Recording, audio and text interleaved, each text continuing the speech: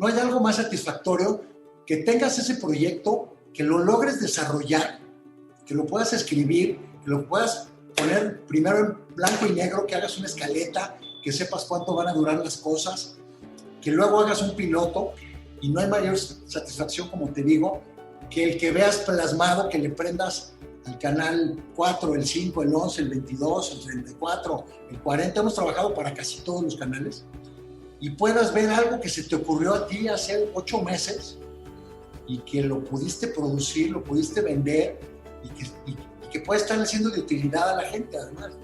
Mucho se habla hoy de creadores de contenido. El fácil acceso que la tecnología y las plataformas digitales nos dan hoy permite que prácticamente cualquier persona con la inquietud de hacerlo pueda tomar hasta el simple micrófono de su teléfono celular y comience a grabar y compartir su pensar. Pero la realidad de las cosas es que creadores de contenido e influenciadores de opinión pública han existido siempre. Y con franqueza, quienes hoy trabajamos por hacernos un espacio bien ganado en el espectro tan grande de contenidos a los que tenemos acceso hoy, mucho podemos aprender de grandes productores y creadores como mi invitado hoy. Yo soy Efraín Mendicuti y he creado este espacio para conversar con algunos de los más destacados líderes de pensamiento, negocios, educación y cultura sobre su trayectoria, experiencia y mejores prácticas y compartir con todos nosotros su pensamiento, estrategias y recomendaciones para hacer en nuestras vidas de lo cotidiano algo extraordinario. Esto es Entre Mentores DLC.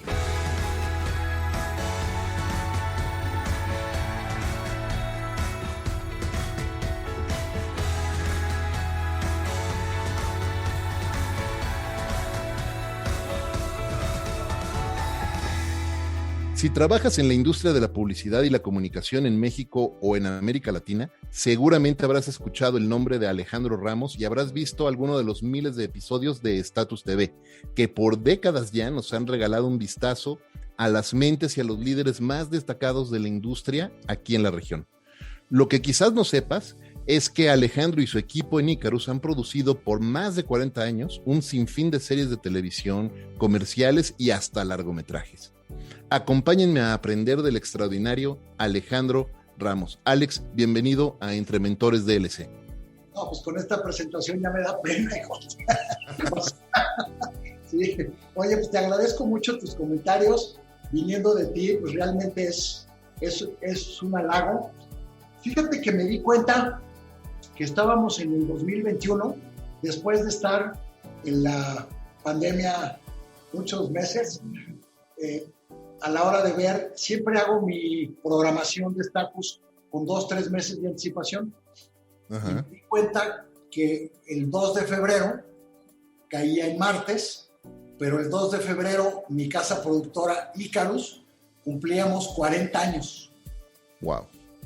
Pero así, o sea, no es algo que yo hubiera, o sea, sí, o sea, sabes que llevas más de 30 o más de 35 o que cumpliste 30 años, pero me cayó el 20 de que eran 40 años y de que no podía hacer un evento, de que no podía hacer un festejo, invitar a mi amigo Efraín, a mis demás amigos publicistas, ¿no? Invitar a los amigos de la revista Merca, invitar a los de Google, a los de Twitter, o sea, todas las personas con las que tenemos en el día a día contacto para poder festejar, pues, poder festejar estos 40 años de satisfacciones, la neta, aunque suene muy cursi y ridículo, pero creo que algo de lo más padre es, yo siempre quise ser productor, desde que tenía 8 o 10 años. Pude ser productor, pero además de ser productor y de poder dirigir cámaras, que es increíble, cámaras, dirigí cámaras en noticieros del Canal 13, como del 80 al 90, hice noticieros, trabajé para Presidencia, hice giras presidenciales, trabajé para Sedesol, trabajé para Sedatu, para Conasupo, para el que quieras. Pero, a la vez, en el 81, me invitaron a ser socio de mi casa productora que se llama Icarus, en febrero del 81, y desde ahí empezamos a hacer, pues digamos que producción independiente bajo demanda. Éramos maquiladores, porque me contrataba Conagua para hacer una serie de concientización del agua. Pero estaba increíble porque a mí me gustaba mucho la investigación, llevaba muchos años trabajando con noticias, con periodistas, entonces la onda de la investigación pues, se me daba muy fácil. Y de ahí pues empezamos a hacer muchas series, muchos programas y como hablo así de rápido, así me gira el coco de que quiero hacer muchas cosas a la vez. Y entonces me levantaba a las 4 de la mañana, por ejemplo, en 1982. Me levantaba a las 4 de la mañana, en el 82 tenía yo 21 años. En el 82 me invitaron a que fuera coordinador de producción para Canal 13 del Mundial de España 82. Wow.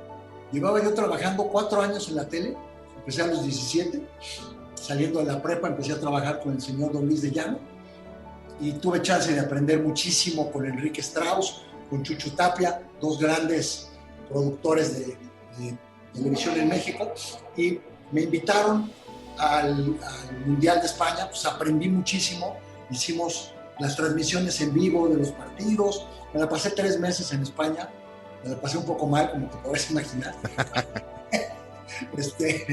Muy a gusto, muy divertido, pero aprendí muchísimo. Y con esto que seguía haciendo cosas con el Canal 13, hacía cosas de gobierno, pero hacía muchas noticias, muchos documentales.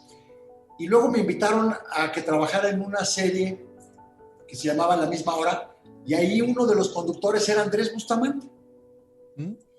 Y yo era el director de cámaras, entonces nos hicimos muy amigos, teníamos las mismas raíces de padres españoles y tal, tuvimos una identificación inmediata.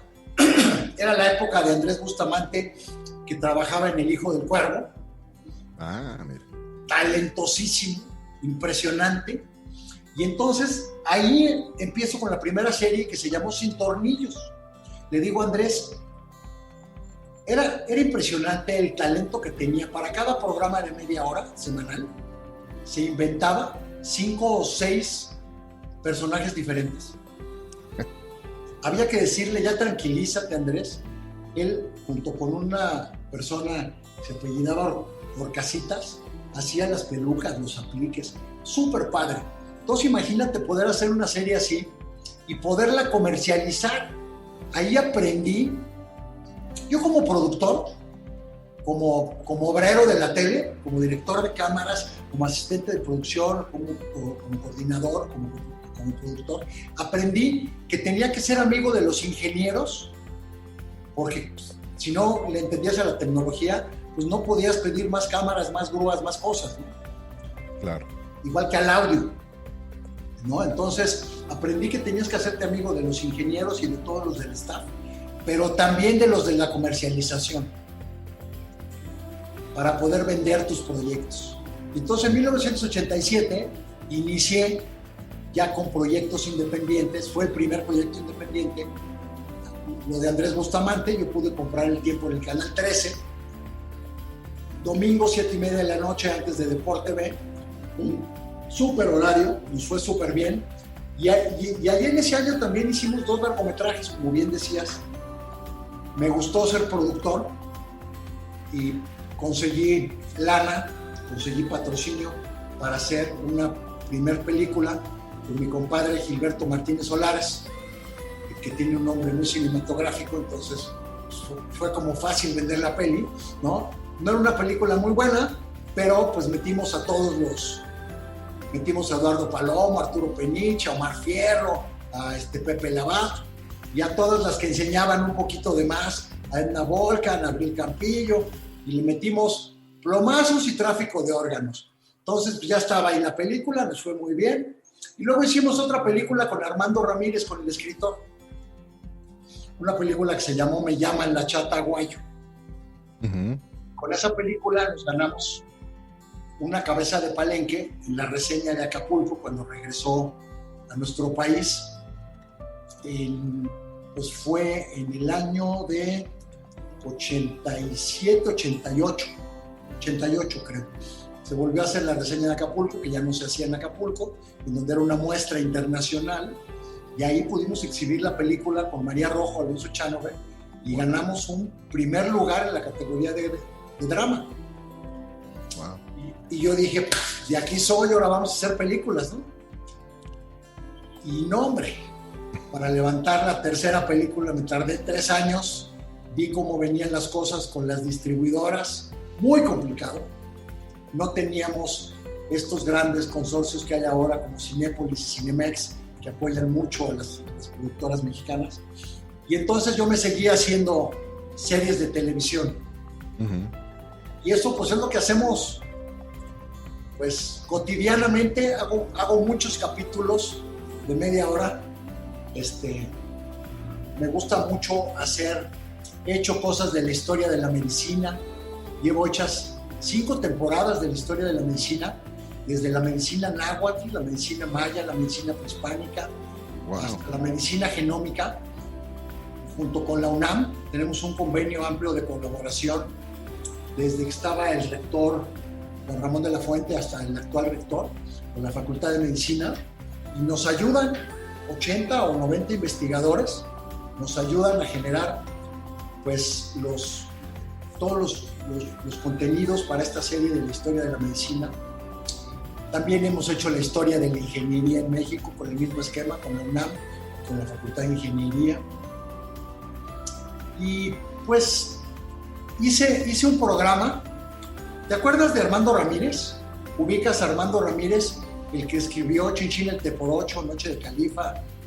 Escribió 23 libros, era cronista de Tepito, y trabajó conmigo en el Canal 13 y nos hicimos grandes amigos, pero grandes amigos.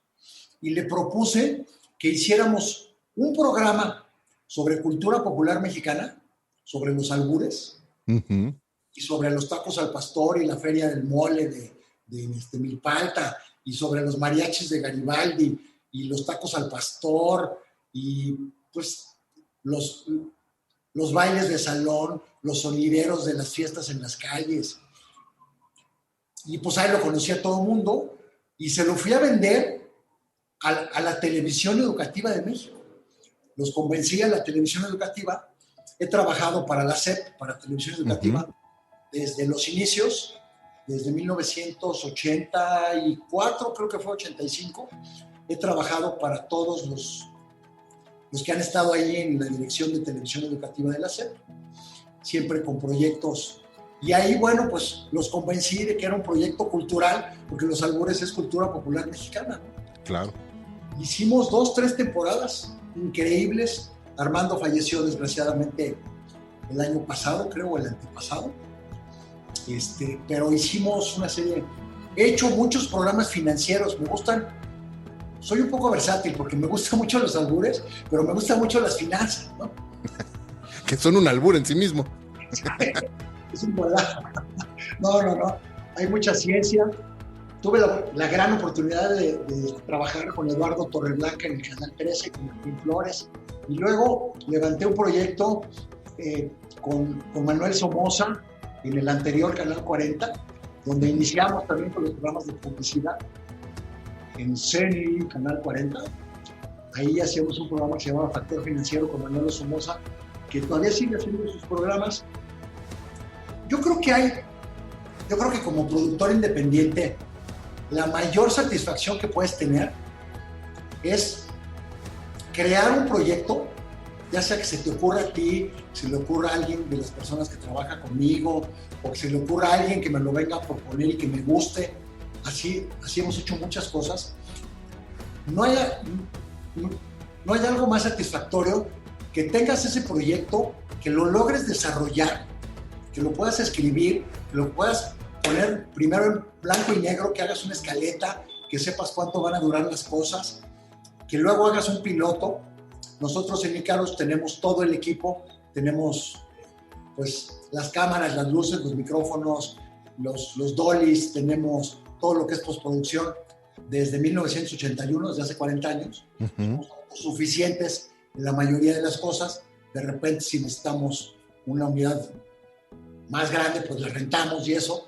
Pero generamos todos los contenidos aquí y no hay mayor satisfacción, como te digo, que el que veas plasmado, que le prendas al canal 4, el 5, el 11, el 22, el 34, el 40. Hemos trabajado para casi todos los canales y puedas ver algo que se te ocurrió a ti hace 8 meses y que lo pudiste producir, lo pudiste vender y que puede estar siendo de utilidad a la gente además, ¿no?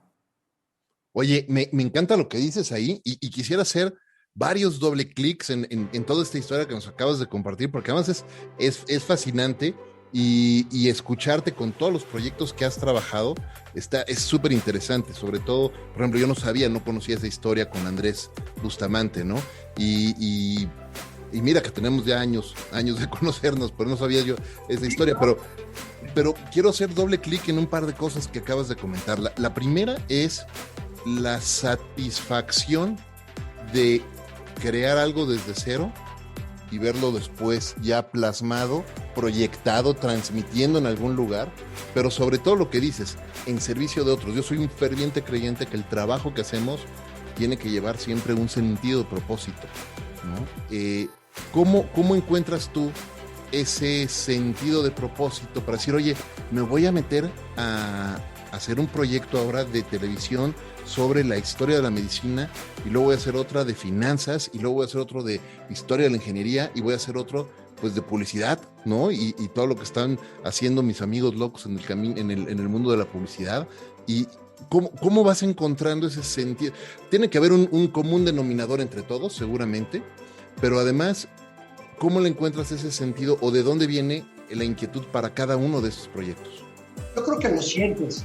Yo creo que hay muchas veces, leo mucho, por ejemplo, leo la revista Marca 2.0 y veo, por decirte algo, veo que una marca de coches está lanzando unos cursos de capacitación, por decirte algo, ¿no?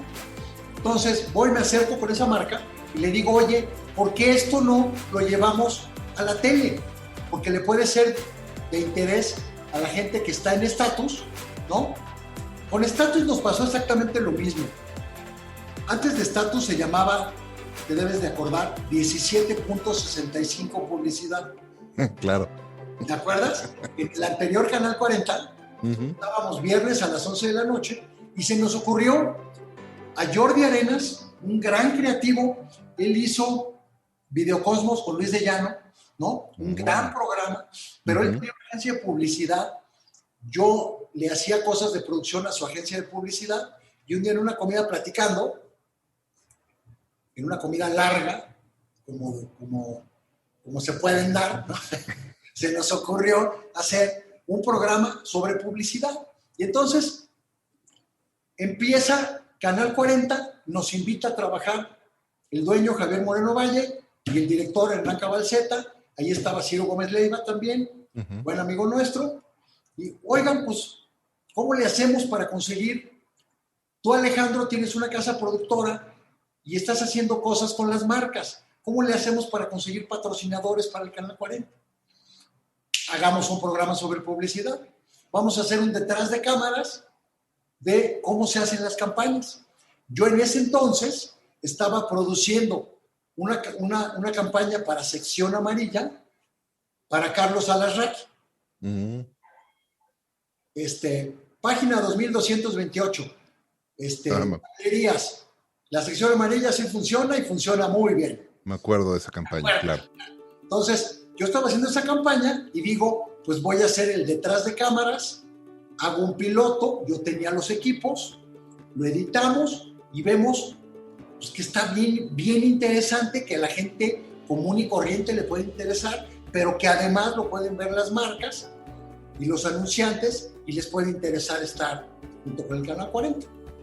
Pues así fue como empezamos.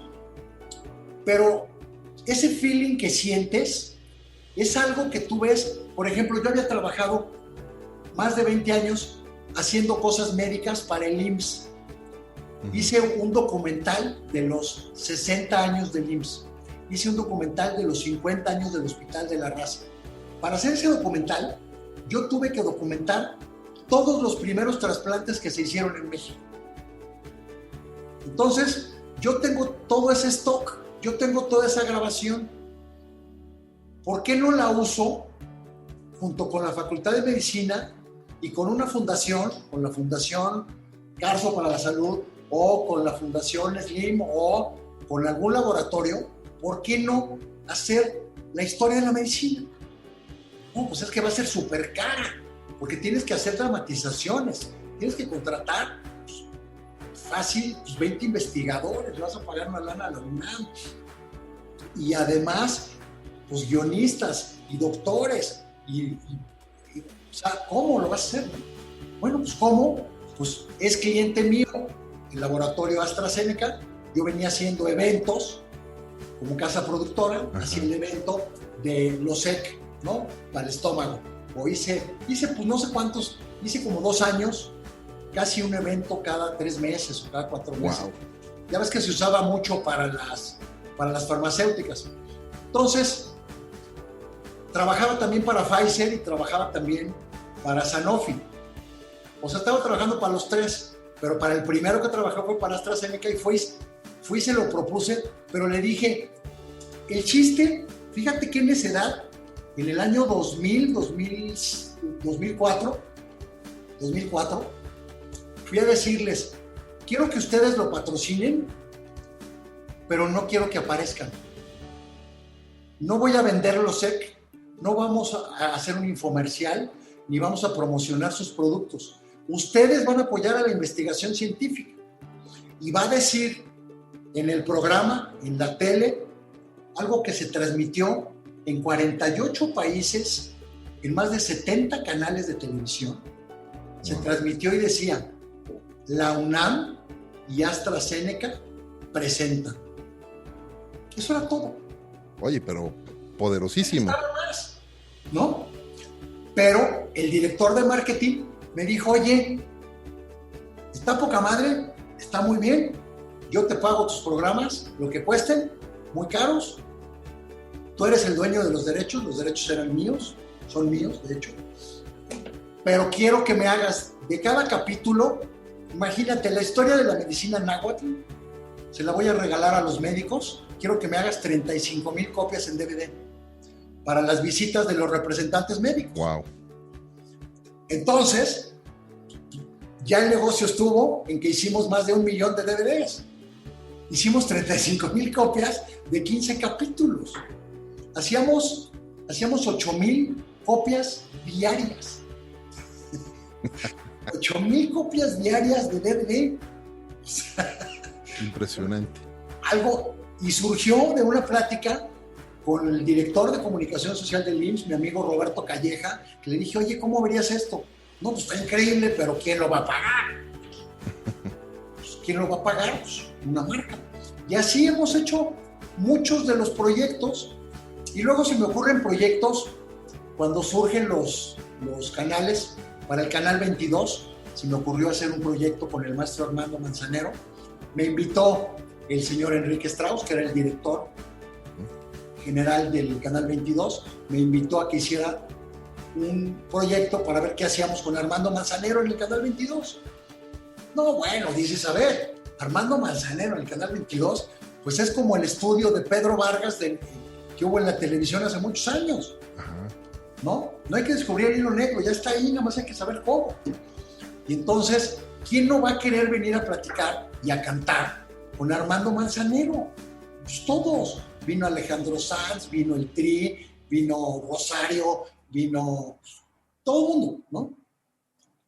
Yo creo que ese feeling lo aprendes, yo lo aprendí de mis grandes maestros, del señor Don Luis de Llano, de Enrique Strauss, de Chucho Tapia. Siempre voy a estar agradecido con ellos, pero también de toda la retroalimentación que tengo en el día a día, de esta entrevista contigo, o de irme a comer con Horacio Navarro de Nuevo Red, o de platicar con Álvaro Rattinger, o con Sergio López. O sea, todo ese tipo de cosas que vas guardando en tu cabeza.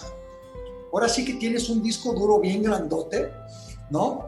Y pues ahora sí que es momento de usarlo, ¿no? Vamos a ver qué hay guardado por ahí para ver cómo lo podemos. Y siempre se me van ocurriendo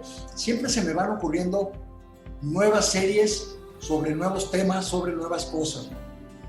Oye, me gusta mucho esta historia, me gusta mucho que nos platiques todo lo que conlleva pensar desde que en una comida se te ocurre con un amigo un nuevo programa, contar una nueva historia, y todo lo que la serie de eventos que siguen después hasta ver algo ya publicado allá afuera.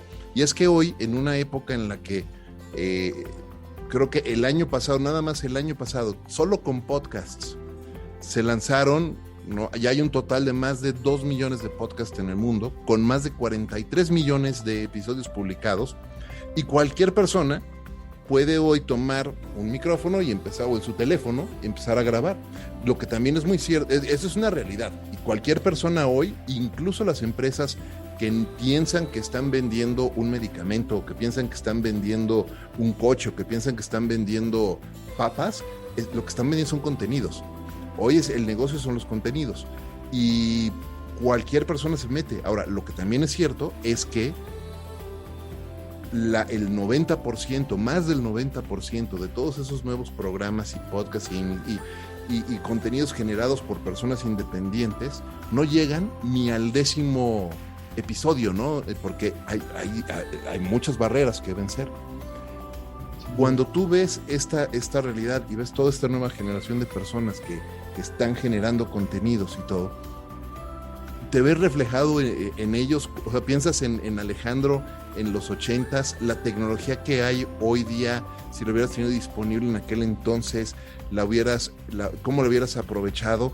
¿O prefieres ese camino que has recorrido de generar todo e ir aprendiendo poco a poco?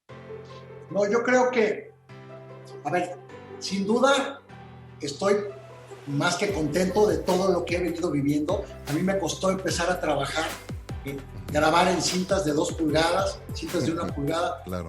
Siempre hago la broma de que yo no crecí porque me mandaban en los estudios Churubusco de Nitrogel. La primera vez me mandaban a buscar a una videoteca que estaba como a 50 metros, 4 cintas de 2 pulgadas que pesaba cada cinta como 20 kilos, ¿no? Entonces por eso me quedé chaparro, ¿no? Pero luego pasamos a 1 pulgada y ahora todo es en tarjetitas digitales, ¿no? Eso es una gran ventaja, pero el hecho de que tú tengas tus propios medios te simplifica mucho las cosas. A mí me encanta, recibo muchos correos, me busca mucha gente para decirme, oye, tú tienes colmillo en esto, ¿cómo ves? ¿Cómo puedo hacer esto? ¿Te late o no te late? Y ayudo a mucha gente, me gusta ayudar a mucha gente. ¿Por qué? Porque yo ya lo recorrí ese camino, aunque siempre es un camino nuevo con cada tema, ¿eh? Seguro. Con cada tema, con la publicidad, con Status, entre Status y 1765, dentro de unas semanas, vamos a cumplir 1000 programas al año. Wow. Más de 24 años. Cuando iniciamos con el proyecto, nos decían, no, es que ese programa es muy de nicho. Eso no le va a gustar a la gente. No, se te van a acabar los contenidos de volada. Y yo siempre les decía, ¿cómo se van a acabar los contenidos si no se va a acabar la publicidad? Todos los días se generan mensajes, todos los días se generan campañas, todos los días tienes de qué hablar. 24 años, me acabas de dejar con la boca, 24 años. ¿Qué necedad, Freddy? Oye, y en estos 24 años, con toda la gente que has tenido oportunidad de entrevistar, de conocer, de hacer amistad con ellos, de hacer proyectos también en conjunto con ellos, ¿quién ha sido o quiénes han sido personas que te han dejado grandes lecciones dentro de esas entrevistas? No, porque me imagino que con Armando Manzanero y con Luis de Llano habrás aprendido muchísimas cosas, son grandes personajes, pero también has trabajado con gente que a lo mejor no son tan famosos, pero que probablemente te hayan dejado lecciones tan importantes. O sea, sí, sin duda, hay algunos ingenieros. O sea, yo te puedo decir, el ingeniero Eduardo García Travesí, pues a lo mejor mucha gente no lo conoce, pero él hizo Pronarte, él hizo Canal 13, él hizo TV Azteca, él hizo Claro Video, él hizo Uno TV, ¿no? Él me ayudó a mí, yo he sido director de 2 canales, O sea, hay muchísima gente. Dentro de la publicidad, hablando específicamente de estatus, te voy a decir que yo aprendí a hacer entrevistas en el Canal 13 en 1980. Yo enseñaba, yo les decía a Pepe Cárdenas, a Joaquín López Dóriga, a Enrique Ahmed, a Javier Alatorre, yo les decía cómo hacer muchas cosas, porque yo era el productor. Ajá. Yo aprendía mucho de ellos. Con Joaquín López Dóriga pues aprendí muchísimo. Con toda la gente que trabajé en el Canal 13 en Noticias, aprendí muchísimo. Aprendí muchísimo de los funcionarios de la presidencia, el colmillo para manejar todo lo que son giras presidenciales, todo este tipo de cosas. Aprendí mucho de José Ramón Fernández, ¿no? De Ángel Fernández, porque trabajé con ellos en el Mundial del 82, ¿no? Pues con todos los de deportes he trabajado también y son muy buenos amigos míos. Pero, por ejemplo, en la publicidad, específicamente en la publicidad, Enrique Gibert, obviamente, y además, una vez le fui a hacer una entrevista con uno de mis hijos pequeños y le regaló un coche igualito al que él tenía porque le gustó mucho, porque estaba estacionado abajo, y entonces le regaló la miniatura. O sea, wow. Enrique tenía unos detalles increíbles. Con Carlos Alarraqui también he aprendido muchísimo en alguna de mis épocas. Creo que ahora, igual de Horacio Navarro, igual de Polo Garza, o sea, pero igual he aprendido muchas cosas de los Rattinger, ¿no? Uh-huh. De la forma de hacer sus eventos, de la forma de hacer las cosas, de cómo... El eslogan de Status es cultura publicitaria en México. ¿Por qué quiero hacer cultura publicitaria en México? Porque quiero que la publicidad permee, entre más a las personas, que no lo vean como una frivolidad, como una tontería, como me quieren ver la cara de tonto, sino que entiendan que gracias a esa comunicación tú puedes conocer los productos y te puedes comer el pollo que te guste o la pizza que te guste, porque la conociste gracias a la publicidad. No, y además, pues, es un hecho, ¿no? La publicidad es parte, no más es cultura publicitaria, la publicidad es parte de la generación de cultura, es decir, genera cultura. Y es un motor impresionante de generación económica de la industria. O sea, la industria de la publicidad, de las casas productoras, las casas de investigación, las agencias de medios, es un motor bien importante de la generación comercial de nuestro país. O sea, realmente es bien importante. Totalmente. Y mucha gente lo sigue viendo como algo frívolo y algo como nada más vender por vender. Y la verdad es que si no hubiera una industria como esta, la economía estaría todavía en más problemas. Oye, Alex, con todo lo que has vivido en todos estos años, 40 años con Ícaros, y un poco más con lo que estabas haciendo antes, con todas las cimas y con todos los valles, ¿no? Porque no todo siempre es una cima, también hay momentos críticos y crisis, ¿no? Si pudieras hoy, si llegara Dr. Brown, ¿te acuerdas de Volver al Futuro? ¿No? Sí. Llegara Doc Brown con su DeLorean, mira, aquí tengo una miniatura del DeLorean atrás de mí, ¿no? Si llega y te da las llaves del DeLorean, ¿a qué momento en tu vida, pasado, futuro, te gustaría viajar y para qué? Fíjate que nunca lo he pensado. Lo que sí pienso siempre, como dices, no todo es, pues, o sea, no todo es para arriba, hay muchos momentos muy complicados. Llevamos todo el año 2020 y el 2019 ha sido bastante complicado para las casas productoras, para la publicidad, para la comunicación en general. Pero fíjate que yo soy creyente y pienso que Dios tiene un plan siempre. Y ¿a dónde quiero llegar? Pues quiero llegar a mañana, ¿no? Porque me interesan los planes que tengo de lo que voy a hacer mañana, pero tengo planes para hacer cosas dentro de 6 meses y dentro de 5 años y dentro de 10, ¿no? O sea, siempre como que, ¿cuáles han sido de los mejores momentos que he vivido? Híjole, pues creo que 2018 fue un muy buen momento, chance. pero también el año 2006, 2007 fueron muy buenos años. Y lo que pasa con la generación de contenidos, yo desde el 87 decía que si tú generas un contenido relevante, vas a lograr estar cerca de las personas. Hoy se llama engagement, ¿no? Como sea. Pero tú sabías de Pepsi porque viste la película Batman, ¿no? Sí. O sea, ¿cierto? Con eso empezaba. Tú sabes que los coches que maneja Iron Man pues es Audi, ¿no? O sea, te vas ligando con cosas y vas viendo momentos. Creo que hay muchos momentos que he disfrutado muchísimo.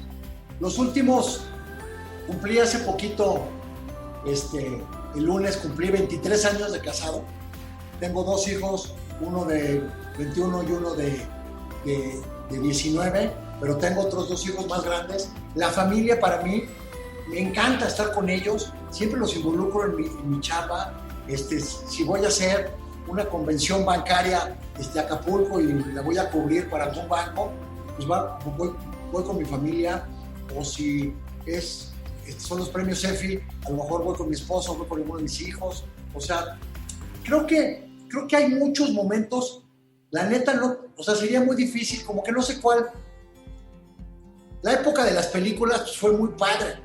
¿Por qué? Pues porque yo me sentía el productor, ¿no?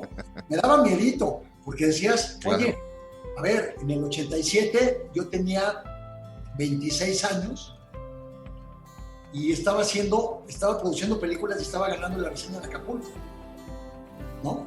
Y me entrevistaban en todos los canales.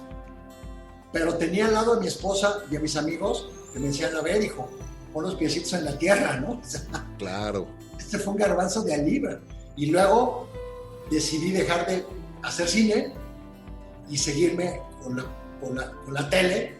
No es que la tele sea más fácil o más difícil, simplemente es diferente, pero pues, ya le tenía yo muy bien agarrado el modo, ¿no? Y ahí sigo, de hecho, seguimos. Oye, y desde tu punto de vista, con toda la experiencia que tienes, porque has tenido que trabajar y lo decías al principio, no nada más era aprender a producir o a llevar una idea y transformarla en una realidad, tuviste que aprender de tecnología, tuviste que aprender de los ingenieros, tuviste que aprender de iluminación, tuviste que aprender de muchísimas cosas, pero también tuviste que aprender a comercializar y a vender tus proyectos, porque está padrísimo, ¿no? Las ideas y trabajo acá y genero y puedo hacer esta película o este programa, pero alguien lo tiene que pagar, ¿no? Y para que alguien lo pague, alguien lo tiene que vender, ¿no? Y entonces, con toda la experiencia que tienes, ¿cuándo o cómo ha cambiado la forma de comercializar esos contenidos en la realidad que estamos viviendo hoy, ¿no? En esta realidad, en este mundo digital? ¿Cómo ha cambiado y eso ha ayudado a hacerlo más fácil o ha complicado las cosas? Antes yo llegaba y te enseñaba un reel y a lo mejor te apantallaba o a lo mejor apantallaba a la marca que se lo quería vender y le decía, yo tengo 25 años haciendo esto y esto y esto y esto y esto, tengo esta idea, y a lo mejor te lo compraban por el currículum, por las marcas con las que habías trabajado, tal. Hoy creo que te compran el proyecto si es bueno. O sea, la gente que me está hoy comprando programas para estatus es porque les funcionan, porque ven obviamente seriedad, continuidad, ¿no? Creatividad, pero porque el proyecto les funciona para ese momento. O sea, lo que tú hayas hecho la semana pasada, creo que ya no es tan importante. Creo que es más importante hoy el proyecto que tú vas a vender. Aunque yo te puedo garantizar que yo tengo todos los pelos de la burra en la mano para decirte, vamos a hacer hoy la historia de la arquitectura porque tú eres una constructora muy importante y tal. Sí, a lo mejor vas a ver que llevo haciendo 20 años diferentes programas con el mismo modelo y que han sido muy exitosos y que tengo además las ventanas. Para poderlo comercializar, tienes que tener las ventanas. No puedo ser dueño de Televisa, pero sé con quién y cómo poder tener una ventana. gracias a Alejandro Quintero, gracias a Miguel Ruiz Galindo, hoy gracias al señor Emilio Azcárraga, gracias a Ricardo Pérez Toifer, podemos estar al aire, ¿no? Pero te puedo decir de muchos directores de muchos otros canales, del canal 14, del 11, del 22 y de la SEP, con los que hemos trabajado, que ya no nada más te la compran por tu experiencia o porque tengas más de 40 años siendo productor, sino el proyecto por sí mismo tiene que ser, pues, tiene que ser un contenido muy relevante, muy adecuado, y además que sea duradero, que no sea un contenido, eso creo que es lo que le pasa a muchos chavos. Hacen muy buenos contenidos, pero son contenidos bien perecederos. Los youtubers es lo que hacen, no sobreviven tanto tiempo. Claro. Me gusta mucho lo que hacen, me gusta mucho porque es crónica urbana, porque son cosas inmediatas, tienes que ser bien ágil, tienes que ser abusado, te tienes que saber vender, o sea, eres conductor, productor, comercializador, ¿no?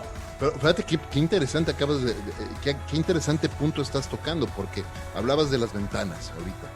Y durante muchos años las ventanas, las principales, pues eran los canales de televisión. Y claro, entre más canales empiezan a abrirse, pues más ventanas. Pero también están todos los canales digitales y entonces están, por supuesto, YouTube, y está Twitter, y está Facebook, y está Instagram, y están todos estos lugares, los mismos podcasts como el que estamos grabando van creando sus propias ventanas. Pero justo ese punto me parece crucial. No importa cuántas ventanas localices, y encontrar una ventana hoy día es lo más fácil que hay. Definitivamente, ventanas gratuitas quiero decir, ¿no? A lo mejor en el mundo de la televisión abrirte una ventana es mucho más complicado, pero en plataformas digitales pues es relativamente sencillo. El problema es mantener la ventana abierta y que te quieran ver, ¿no? Mantenerte vigente, justo como decías, porque no basta con hacer una broma chistosa, una narración simpática una vez y se acabó. Sí, se acaba cansando la gente. No, tienes toda la razón. Yo desde que surgieron las plataformas digitales, hoy las casas productoras, hoy los generadores de contenido del nivel que sean, como quieras, con tu teléfono y con tu Mac o con tu PC, que estés editando tus cosas para subirlas, creo que tienes que tener buena calidad, tienes que tener respeto por la audiencia y tienes que saber cuál es la ventana, tu ventana adecuada. O sea, yo sé que mi ventana adecuada es Canal 5. Si me pusieran en Canal 2, ya no sería la misma ventana. Si me ponen en el Canal 11 o en el 22, que es un canal cultural, pues Estatus no viene al caso, ¿no? Claro. Pero sí viene al caso Manzanero, o sí viene al caso La Historia de la Medicina, o sí viene al caso otra serie que hicimos que se llaman Quienes Sueñan y Construyen, que son grandes personajes mexicanos, como el dueño del Pollo Feliz. Pues el Pollo Feliz lo conocemos todos. Claro. Bueno, pues es un señor de la Sierra Tarahumara, con 12 hermanos, que se tuvo que venir a la Ciudad de México, y yo tuve la gran oportunidad de hacer un programa y de entrevistarlo y de conocerlo. Pues eso claro que es para hacer un programa y es un ejemplo para todo mundo. O hay un ultramaratonista, o hay un nadador de aguas profundas que se puede dar huellas.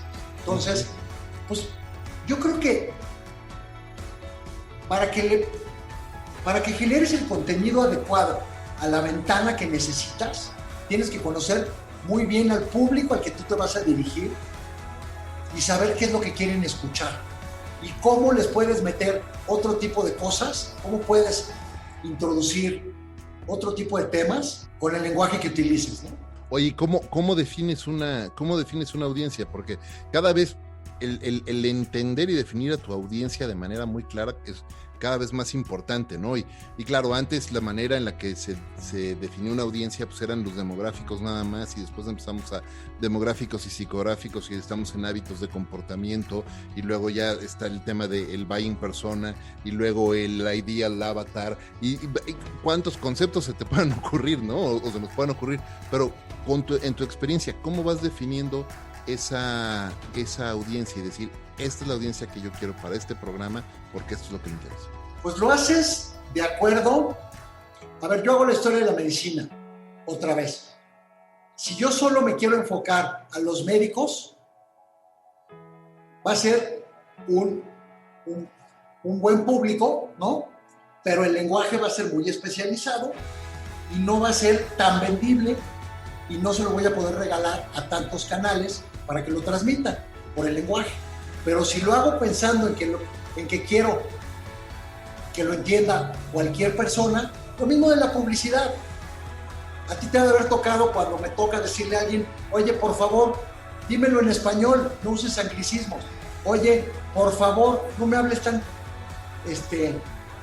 con una terminología tan técnica. Háblame más en lenguaje llano. ¿Por qué? Porque la gente que estaba viendo Doctor House en el Canal 5 o que está viendo Walking Dead y se va a quedar a ver Status, si es que lo atrapamos, lo vamos a atrapar porque le entienda, no porque lo tratemos de apantallar con anglicismos, ¿no? Entonces, yo creo que el trabajo que hacen hoy las agencias de investigación y lo que es Programmatic y ese tipo de cosas, ahorita estoy haciendo una cosa para Nissan súper interesante, en donde ves cómo trabajan. Hice una cosa con Kellogg's, igual, analizan perfectamente, saben que el que come Choco Crispy se levanta a tal hora y saben en dónde lo puedes encontrar y si es tiktokero o tuitero o qué.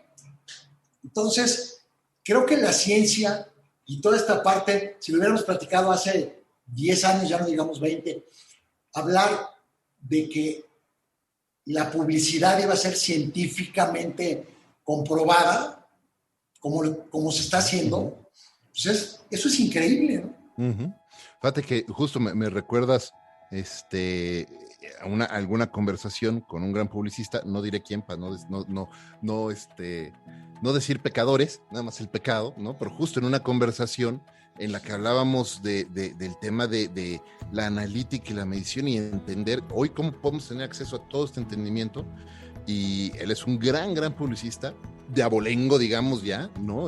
Con un gran, no sé si estaría bien decir, gran pedigrí publicitario, no sé, ya tiene su caché, ¿no? Ha hecho grandes cosas, pero justo cuando hablábamos de eso tú sabes que yo nací en marketing digital, ¿no? Mi carrera nació en digital. Y entonces empezamos a hablar de tener esta discusión y me decía, ya vas a empezar con eso de los numeritos y las métricas. ¿No? Porque era el mundo de la inspiración, ¿no? Y de la suposición. Y yo le decía, oye, es que está bien, esto no suple, el tener métricas y el tener análisis y datos no suple la inspiración. Lo que pasa es que vas a tener una inspiración informada.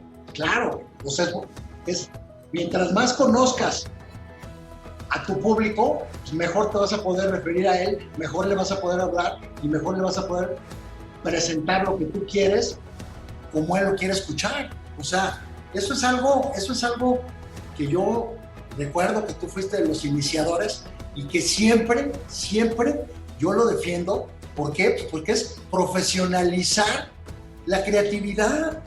Uh-huh. Las ideas van a ser las ideas, pero si tienes más información, pues va a estar mejor enfocada la creatividad, ¿no? Claro. A ver si me late o porque yo tengo 20 años trabajando con tequilas, ¿no? Exactamente.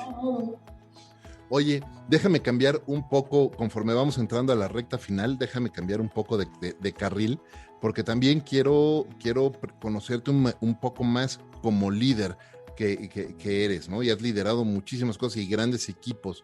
Y una cosa que me gusta mucho aprender de líderes como tú es, en tu pasado, ¿cuál fue un consejo que escuchaste, que te dieron, que te lo dieron con toda la mejor intención y lo tomaste y después dijiste, me lleva, ¿qué estaba pensando cuando le hice caso a esto? Y resultó ser el peor consejo. Pues fíjate que no recuerdo ningún peor consejo, porque yo creo que cuando son peores no los tomo, pero sí recuerdo el primer consejo que me dieron cuando yo llegué a trabajar.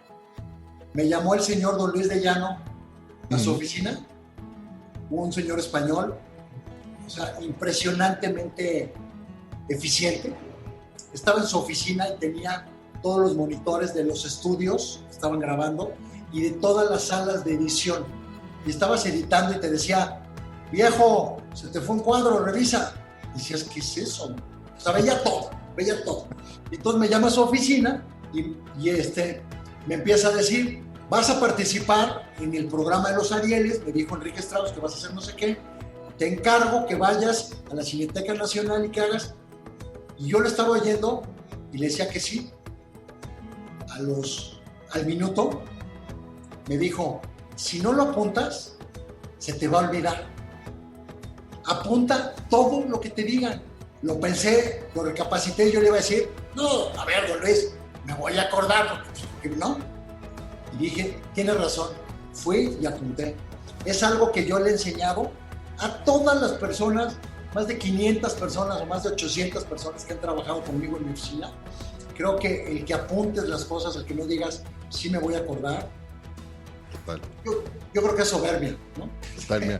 Yo, mientras estoy grabando estos programas, voy apuntando también. Ya veo, igual yo, pues siempre, ¿no? Siempre.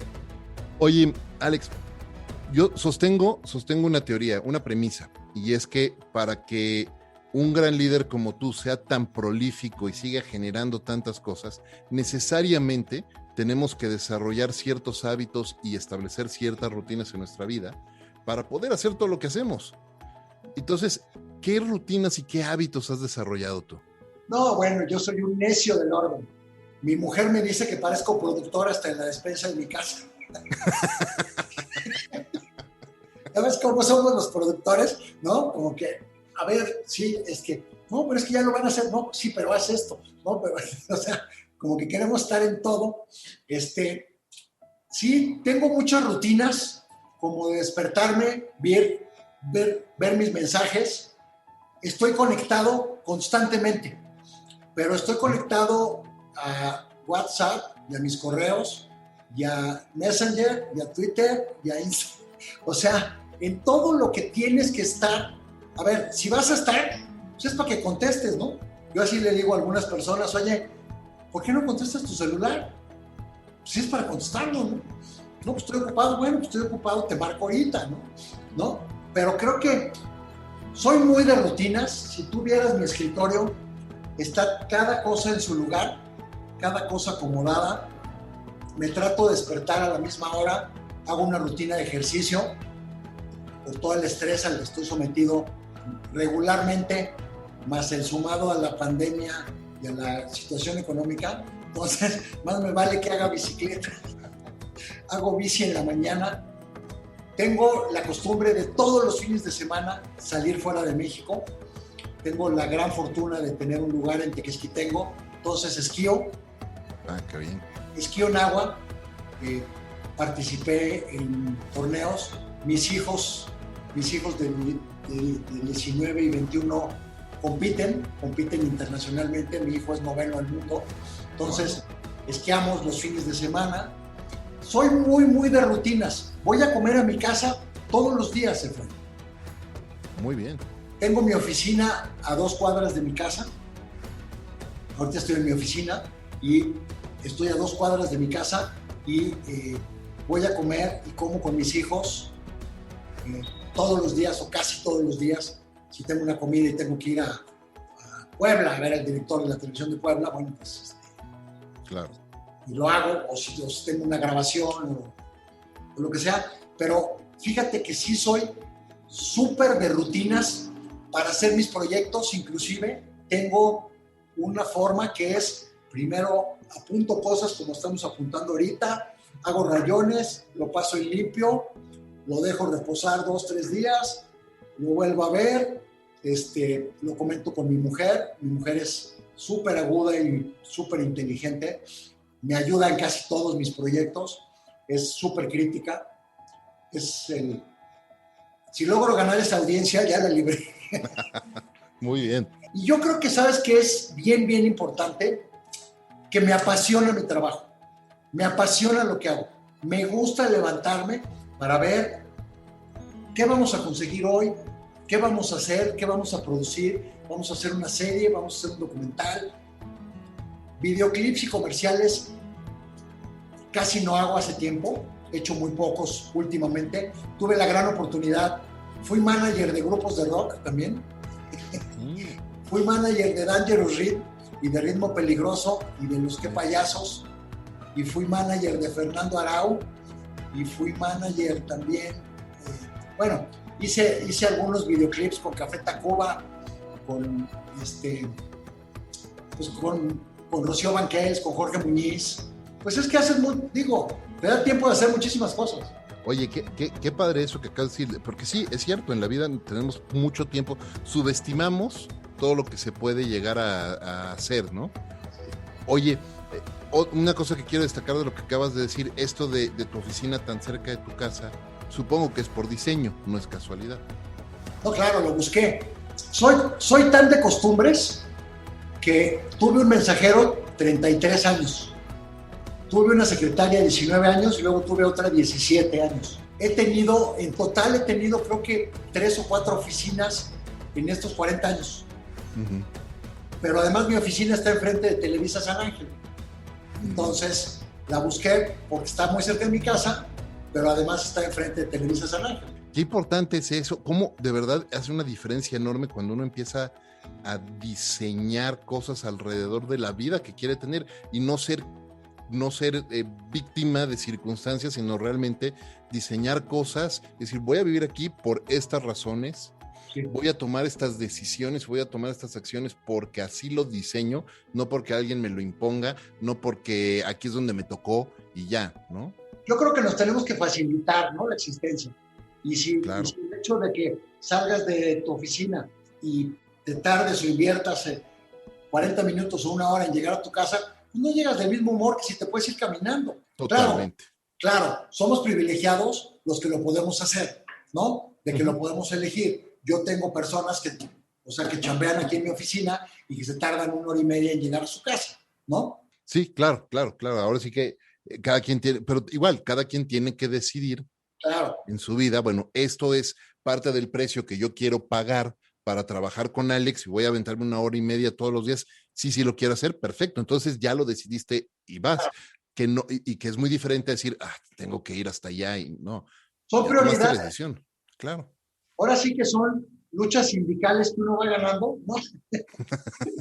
Como por ejemplo, todos los viernes cortar a la hora de la comida. Eso lo hago desde hace como 30 años. Todos los viernes. ¿Por qué? Porque me quiero dedicar a mi familia. Y me quiero dedicar ya no a cosas de trabajo. Si hay que hacerlo, pues lo hacemos, pero procuramos no. Muy bien. Alex, te agradezco de verdad enormemente el tiempo que nos has dedicado para compartir toda tu experiencia aquí con Entre Mentores DLC. Tengo un par de preguntas más para ti para cerrar. La primera es, ¿dónde las personas que nos están escuchando pueden conectar contigo, seguir tus contenidos, ver Status TV, todos los proyectos que estás haciendo? Status lo pueden ver en el Canal 5 los martes a las 12:50 de la noche, todos los martes, y a partir del miércoles Status está en @StatusTV, en Facebook, en Twitter, en Instagram y también en YouTube, y está en la página de status.tv. Ahí pueden ver, hay subidos como 800 programas de los que hemos hecho, como 800 o 700 programas de los que hemos hecho sobre la historia de la publicidad de nuestro país. Hacemos programas dedicados a reconocer a los grandes publicistas también. Y me pueden seguir en LinkedIn como Alejandro Ramos Marín. Ahí también hay algunas cosas. Y pues en Icarus, en mi casa productora. Icarus con K y con U. Perfecto. Muchísimas gracias, Alex, por eso. La última pregunta que quiero hacerte. La premisa principal de Entre Mentores DLC es poder aprender cómo grandes líderes como tú hacen en su vida de lo cotidiano algo extraordinario. Así que te pregunto, ¿cómo Alex Ramos hace en su vida de lo cotidiano algo extraordinario? Yo creo que siendo perseverante y pensando que los proyectos son posibles. O sea, si tú logras darte cuenta de esto y lo puedes hacer, hay proyectos que me han llevado 5 años, hay proyectos que me han llevado 8 meses y hay proyectos que me han llevado 2 meses. Creo que cuando lo piensas y lo logras, ahí está trascendiendo. Alejandro, te agradezco profundamente que hayas compartido todo esto con nosotros aquí en Entre Mentores. De verdad es riquísimo platicar contigo. Qué bueno que lo pudimos hacer después de tantos años.